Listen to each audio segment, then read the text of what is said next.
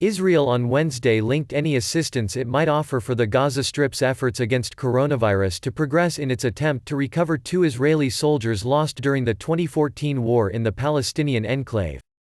Blockaded and impoverished, Islamist Hamas-ruled Gaza has reported 12 coronavirus cases, and authorities worry that local health facilities, with just 96 ventilators for a population of 2 million, are insufficient to contain a contagion.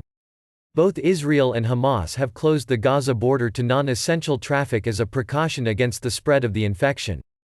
But with Gaza authorities appealing for foreign humanitarian assistance, Israel has been weighing its role. The moment there is talk of the humanitarian world in Gaza, Israel also has humanitarian needs, which are mainly the recovery of the fallen, Defense Minister Naftali Bennett told reporters, referring to an infantry officer and conscript who were killed in the 2014 war and their remains kept by Hamas. And I think that we need to enter a broad dialogue about Gaza's and our humanitarian needs. It would not be right to disconnect these things, and certainly, our hearts would be open to many things.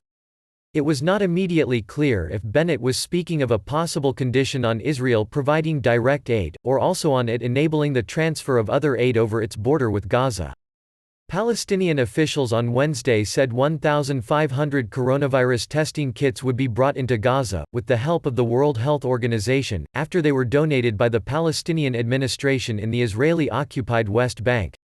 Hamas has never stated whether the 2 Israeli troopers are dead or alive, but neither has it provided a sign of life, something it did in a previous similar case.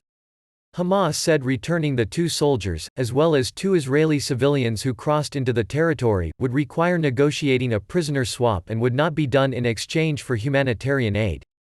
Israel bears responsibility for any consequences should the disease spread in Gaza because it has been blockading it for 13 years, said Hamas spokesman Fawzi Barhoum. A prisoner swap deal is a separate track, he said.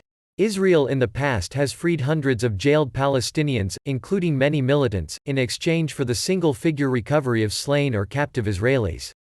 Bennett has made clear he would not agree to any further releases of Palestinian militants in the future.